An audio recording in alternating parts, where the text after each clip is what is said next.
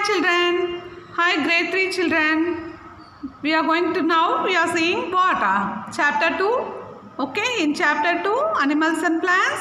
Now we'll see about only green plants make their own food. Okay, with the help of air and water in the presence of sunlight. Okay. However, if what about other plants? Only green plants make their own food that we saw. So what about other plants like mushrooms and moss? They are not in green color, no. They are what? Grey or white. Okay, brown in color, no. So what they will do? They feed on dead and decaying matter. See, mushrooms will grow on what? Yeah, trees, on the trees, okay, on grass, dry grass, okay. From that, they feed on dead and decaying matter. From that, they will get the nutrients to grow, okay.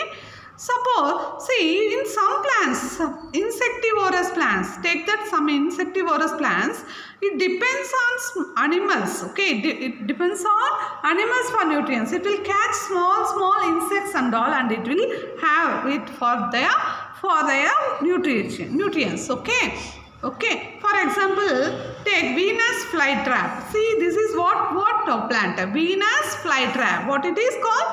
Venus flytrap. Okay, the leaf of this plant is made of two parts. Okay, the inner side of the plant is the inner side of the leaves secretes a sticky substance. See here, this is Venus flytrap. What it is? Venus flytrap plant.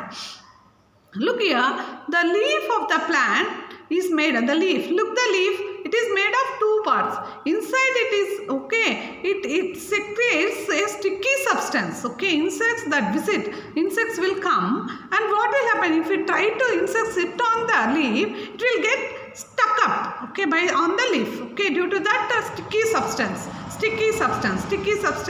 the insect will stuck up. After that, what will? The leaf will close on the insect and is absorbed. The plant will eat that insect. That is called insectivorous plants. Why it is called insectivorous plants?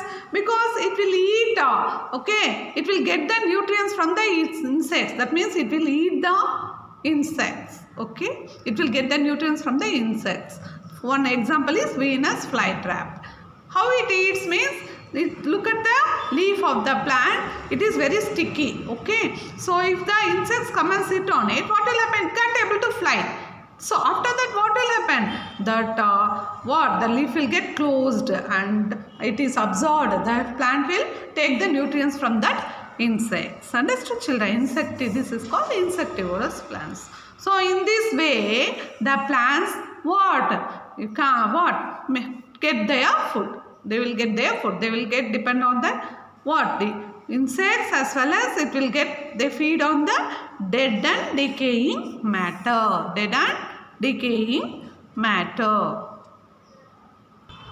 Now we will see breathing organs. We know living things breathe.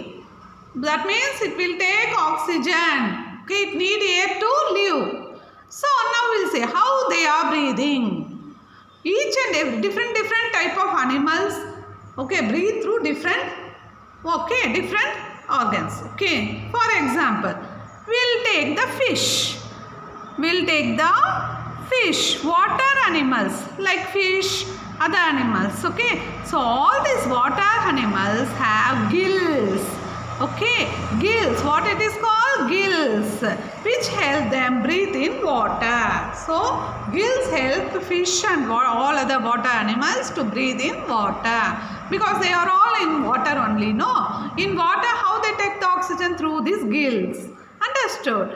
Okay. And if we take insects, see here, where are the insects? If we take some butterflies like that, they have tiny pores on their skin. Insects have tiny pores on their skin, which help them breathe. Okay, so tiny pores means tiny holes on their skin. Insects, they have the tiny pores on it. Okay, and suppose you take horse and all four-legged animals have lungs. What it is called? Lungs. Even human being also have lungs to breathe. How they breathe? Through the lungs. Understood, children? So they breathe through their lungs. So breathing organs. So breathing organs are different in different animal. Fish breathe through gills. Insects breathe through water. Yes, tiny pores. And horse breathe through lungs. Horse means all four-legged animals. Okay, all will breathe through lungs. See, suppose you take frog. Okay, they are live in the water as well as outside the water. No, while in the water, frogs breathe through gills. Okay, and their skin. And if they come out of the water, it has lungs also. So in frog, it has both gills and as well as lungs, and it can breathe through gills and through the skin also and through the lungs also. Both gills, skin, lungs. This frog, okay, frog, because they will live on both water and land, no? So they breathe. They have gills as well as lungs, okay. And if we take plants also living things. So how plants breathe? We know they breathe through tiny holes called stomata on their leaves. See, this leaves has tiny holes which is called stomata. What is the name? Stomata. Okay, so air goes in and comes out through these holes. The leaves take in and leave out air through these tiny holes, small holes, okay, called stomata. Okay, stomata. What it is called? Stomata.